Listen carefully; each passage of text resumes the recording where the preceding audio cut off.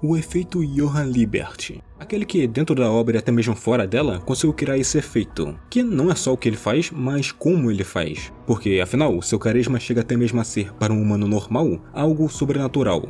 O carisma de Johann é tratado na obra quase como algo angelical, ou até etéreo, algo que foge completamente dos parâmetros humanos normais. E isso se conecta diretamente ao chamado efeito halo, que é um fenômeno em que uma única característica positiva, como a beleza ou até a simpatia da pessoa, influencia todo o julgamento que fazemos sobre alguém, e Johann usa isso com perfeição. Ele sempre foi descrito como alguém extremamente bom de conversa, simpático e bem educado. A aparência dele também ajuda muito. Para um serial killer, o Johann parece exatamente o tipo de pessoa que nunca faria mal a ninguém. Todas essas características juntas criam uma confiança quase automática nas pessoas ao redor dele. Ele veste essa máscara de anjo, mesmo sendo responsável por atos que podem ser considerados da própria encarnação da maldade. Um anjo caído, por assim dizer. E isso sempre esteve ali. Diferente da maioria das pessoas que desenvolvem carisma e habilidades sociais com o tempo, o Johann já possuía tudo isso desde muito novo, desde sempre. Com apenas 10 anos, ele conseguiu orquestrar o massacre do orfanato Kinderheim, fazendo com que cerca de 50 crianças e instrutores se atacassem entre si, enquanto ele observava tudo sentado acima deles, como se estivesse em um trono como um rei.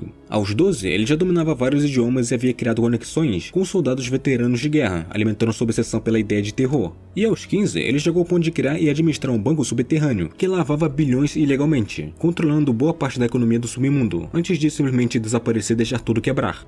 Isso, lembrando, sendo um humano sem qualquer tipo de poder sobrenatural. E mesmo assim, só com o carisma e inteligência dele, a obra ainda faz com que pareça algo sobrenatural. A obra constrói o Johann como algo quase não humano, porque realmente Monster é uma história bem pé no chão, mas o Johann é tratado como se fosse isso, algo não humano. Sua capacidade de manipulação é tão grande que ele controla desde crianças até detetives experientes. Ele engana, convence e empurra pessoas a fazerem coisas que jamais fariam sozinhas ou até mesmo se fosse ameaçado por outros. Não à toa, ele é frequentemente comparado ao diabo. Alguém que sabe exatamente o que dizer e o que não dizer, para fazer com que as pessoas queiram servi-lo. Coisas simples, como apenas escutar o que eles têm a falar. Poucas pessoas realmente escutam o outro. Então, quando alguém se mostra atento, simpático e compreensivo desde o início, é bem rápido conseguir a confiança dela em pouco tempo. Por isso, quem se aproxima do Johann acaba preso de alguma forma. Alguns por medo, já que ele sempre descobre tudo sobre a pessoa, desde família, erros, crimes, traumas, conta bancária, amigos e outras coisas. E outras passam a vê-lo quase como uma divindade ou um messias. Só com palavras, o Johann convence pessoas de que a vida não tem valor e que a única igualdade verdadeira está na morte. E o mais assustador nesse magnetismo carismático dele não é só a técnica que ele usa, mas o fato de que ele é um jovem de pouco mais de 20 anos, agindo como um líder absoluto da Terra. E é exatamente aí que surge aquele que o Johann pode confiar chamá-lo de pai, e até mesmo a matá-lo no final de tudo. O completo oposto complementar e a antítese absoluta do Johann em termos de filosofia de vida. Kenzo Tema. Quando se fala em Monster, é comum tratar o tema como o oposto moral de Johann, como se o Johann fosse a força dominante e o tema apenas reagisse a ele. Mas essa visão ignora um ponto importante da relação deles. O tema não persegue o Johann, é o Johann que puxa o tema para si mesmo desde o início. Quanto mais ele se aproxima do Johann, mais ele é arrastado para o mundo e para a escuridão que o Johann cria. Não só ele, mas tudo ao redor começa a ser afetado e a afetar por isso. E tudo começa com a escolha original do Doutor. Ele salva a vida do Johann no hospital em um momento bem decisivo, com uma escolha que ele precisava fazer, e a escolha era entre uma criança que havia chegado primeiro em estado crítico e o prefeito da cidade, que também estava em estado crítico. E o tema escolhe salvar a criança. Mesmo sabendo que isso custaria sua promoção, sua posição e até seu relacionamento, ele ainda aceita pagar esse preço. Por sinal, esse momento se espelha diretamente na decisão da mãe do Johann. Ela, em um momento, foi colocada diante de uma escolha quase que impossível de fazer, que é entregando os gêmeos para continuar os experimentos da mansão da Rosa Vermelha e salvar o outro. Era impossível ela não hesitar nessa situação, acabando que o Johann foi escolhido para ficar, mas ele viu a dúvida da mãe. Como os dois gêmeos eram idênticos e nem sequer tinham nomes próprios naquela época, o Johann passou a vida inteira atormentado pela pergunta: ela tentou salvá-lo ou apenas o confundiu com a irmã? Mesmo sendo uma vítima, a mãe escolheu a própria sobrevivência acima dos filhos. Não é à toa que, quando a Nina retorna, ela diz que eles teriam que cuidar de si mesmos e se recusa a assumir qualquer responsabilidade como mãe. Ou seja, essas duas cenas funcionam como um espelho. Mas existe uma diferença. O tema escolhe salvar o Johann em vez de outra pessoa, assumindo o custo pessoal dessa decisão. É exatamente por isso que o Johann diz que ele é como um pai para ele. Pela primeira vez, o Johann foi visto como alguém que merecia ser salvo. Não como um experimento, mas como um ser humano. É essa mesma coisa, essa mesma bondade e integridade, que o faz resistir ao que Johann quer fazer até o final. E é exatamente isso que faz com que ele seja amado pelos outros. Ele não tem nenhum interesse em liderar ou manipular pessoas, mas ainda assim, elas se aproximam naturalmente dele. Não por forçar um carisma, mas por uma bondade genuína que não vacila nem quando é colocado em situações feitas para quebrar seus próprios princípios. E esse princípio é o completo oposto que o Johan tem. Enquanto o Johan acredita que a vida das pessoas não tem o mesmo valor, exceto na morte, o Tema acredita que todas as vidas são iguais e têm direito de viver, independentemente da situação. É por isso que, enquanto Johan encarna o niilismo, um dos temas centrais da obra, o Tema representa o igualitarismo, que são dois modos de enxergar o mundo que não poderiam ser mais opostos. É isso que faz ele conquistar até mesmo a confiança até de completos estranhos. E não só isso, ele faz com que criminosos, pessoas quebradas e perdidas, se reconectem com a própria humanidade. O melhor exemplo disso é o Dieter. Pela forma como ele foi criado, ele nunca teve uma infância de verdade. Ele cresceu sem inocência, sem segurança, sem esperança, e é o Tema quem devolve tudo isso a ele. Por isso que ele, às vezes, parece quase um santo. Mesmo sendo apenas um homem comum, tirando o fato de ser um gênio da medicina, ele escolhe fazer o bem em um mundo cruel. Se formos forçar a ideia de que ambos são manipuladores, ignorando o sentido da palavra, o Tema seria um manipulador que nem precisa agir como tal. Ele só precisa ser quem é, e isso por si só já atrai as pessoas. O Johan, por outro lado, é um mestre em atrair os outros de forma ativa. Ele adapta sua personalidade para se alinhar exatamente aos desejos da vítima que escolhe. Ele consegue fazer isso porque vai direto ao ponto que todos tentam esconder, a tão chamada sombra. Essa sombra é, de forma resumida, o lado reprimido da personalidade, onde ficam inseguranças, traumas, medos e impulsos negativos que as pessoas escondem dos outros, e muitas vezes de si mesma. E o que ele faz é expor essa sombra. Ele descobre tudo sobre a vítima e força esse lado a tomar o controle. A sombra deixa de ser reprimida e passa a dominar. É isso que a obra chama de monstro. Foi exatamente o que aconteceu com Richard Brown. O Johan descobre o problema com o álcool dele e a culpa que ele carregava por ter matado um jovem criminoso enquanto estava bêbado. Ele força o Richard a encarar essa culpa de frente e perder para ela. O mesmo vale para o massacre de Kinderhai 511. O ódio, a violência e a destruição já existiam naquele ambiente desumanizado. O que o Johan fez não foi criar isso do nada, ele apenas jogou um pouco mais de óleo no fogo. É contra isso que o Tema tem que lutar. Ele também possui uma sombra, ele também tem um monstro dentro de si, e isso fica evidente logo no início da obra, quando ele deseja, mesmo que por um instante, que o diretor do hospital morra. A diferença é que o Tema não cai nisso, ele não se torna esse monstro. E mais do que isso, ele acredita que as pessoas podem escolher resistir a essa escuridão e continuar sendo humanas. E é exatamente por isso que o Johan se torna tão obcecado pelo Tema. Ele representa a única coisa que o Johan não consegue corromper de forma alguma. Por isso que ele quer provar que o doutor é igual a ele. Mas ao ser salvo pelo Tema 2 vezes, ele é forçado a ver que a bondade do doutor, sua contraparte, é real. Para explicar melhor isso, o Tema é quem devolve as pessoas para o lado bom. O melhor exemplo disso é o mercenário que acabou se tornando um mentor dele. Aquele homem estava completamente no fundo do poço, em muitos sentidos diferentes, e em poucos meses ao lado do Tema, ele voltou a ser um humano, junto da garota que, sem essa influência, teria seguido o mesmo caminho até se tornar mais um monstro naquele mundo. E isso aconteceu porque o Tema pediu que eles mudassem? Não, ele nunca pediu nada. A simples existência de um homem verdadeiramente bom é suficiente para fazer os outros quererem ser melhores. Ainda assim, o Tema é testado o tempo todo ao longo da obra. Seus ideais são colocados à prova porque ele está disposto a sacrificar a si mesmo para corrigir o erro que acredita ter cometido ao salvar o Johan. A arma que ele carrega consigo durante toda a história, e quase usa no final, é a prova desse conflito interno.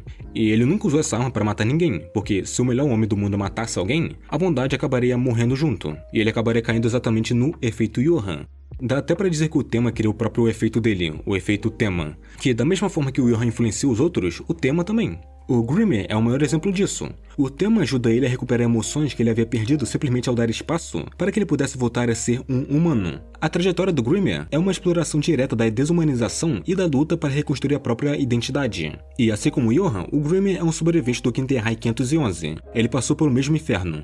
Os experimentos no orfanato o privaram da capacidade de sentir e expressar emoções genuínas. Por isso ele foi apresentado como um jornalista sempre sorridente e simpático, que nada mais é do que um sorriso falso e aprendido por necessidade. Não é à toa que, para ele, sorrir foi a linguagem mais difícil de aprender. Ele nem mesmo conseguia chorar no funeral do próprio filho dele. É por isso que a existência do efeito Tema foi tão importante para o Grimmer. Foi através do doutor que ele começou a compreender esse vazio. E, pela primeira vez, buscar um caminho para reencontrar a humanidade que lhe havia sido arrancada. E ele consegue. Quando finalmente chora de forma natural, sem esforço, sem forçar nada, aquilo sela completamente o arco dele. Por isso, mesmo sendo personagem secundário, o Grimmer se torna talvez o melhor personagem secundário possível dentro da obra. Ele é construído com tanto cuidado que chega ao nível dos personagens que acompanham o protagonista desde o início. E mais do que isso, ele consegue basicamente reverter o experimento que sofreu, provando que a bondade não é algo imposto, mas uma escolha pessoal.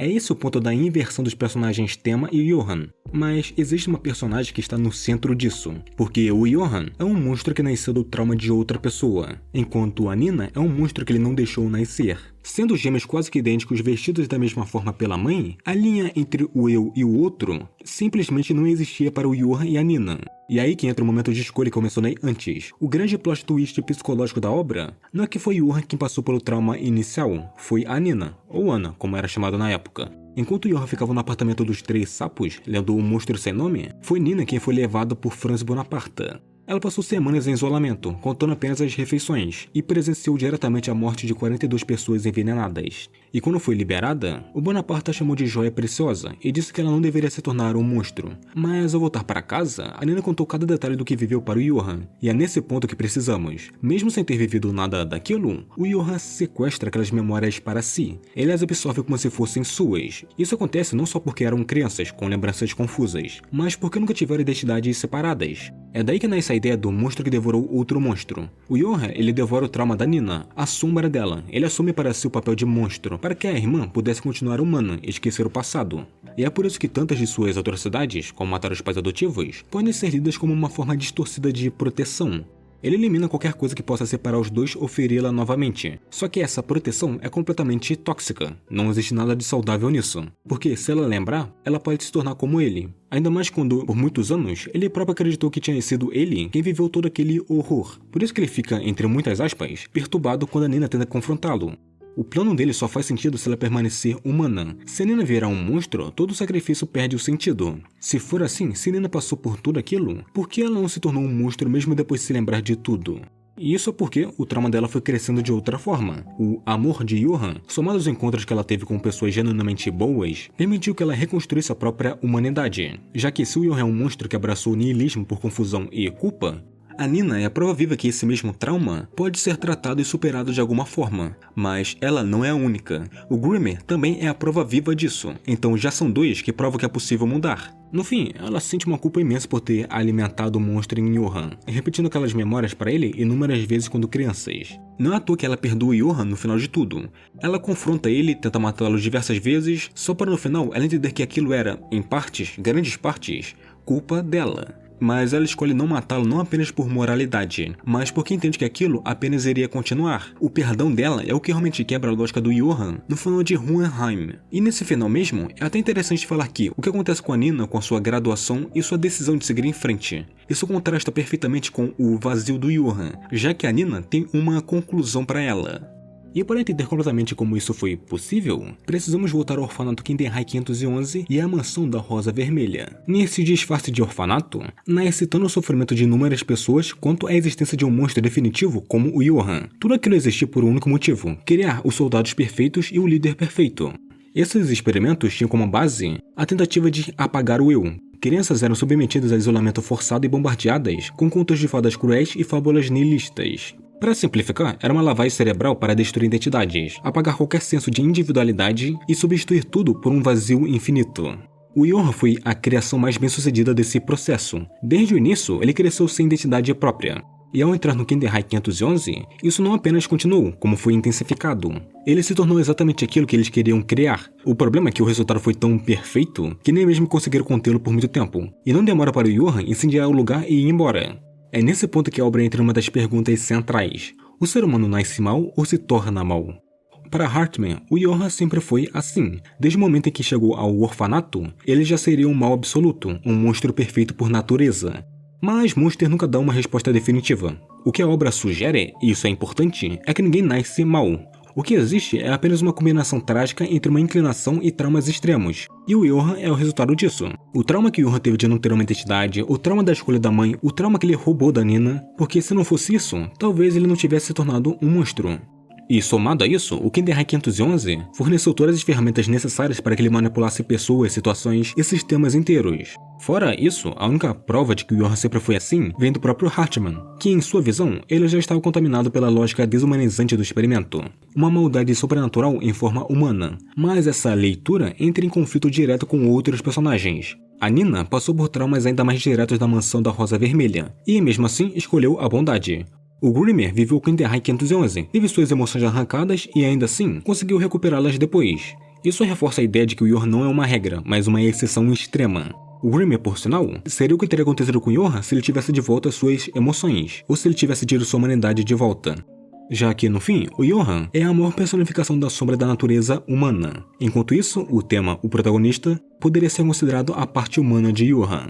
A sombra e o monstro em Monster não representam um mal puro. Eles simbolizam tudo aquilo que o ser humano reprime, desde desejos egoístas, traumas e dores não resolvidas. E o que o Johan faz é externalizar essa sombra, tanto a dele quanto a dos outros.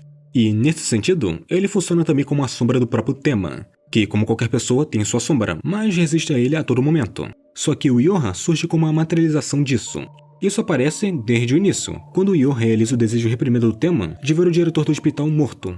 Até a forma como ele conduz o tema cada vez mais perto dele. Quanto mais o doutor se aproxima do Johan, mais obra sugere a possibilidade de ele se tornar igual. Algo que nunca acontece. O tema, ele nunca mata o Johan. Ele, na verdade, nunca mata ninguém. Mesmo quando tenta atirar no Roberto, ele sobrevive. Do início ao fim, o tema mantém as mãos limpas. E o Johan, por outro lado, passa a obra inteira manchando as próprias mãos, direta ou indiretamente. Principalmente no final. No plano final, ele vai além do que pode ser considerado violência física.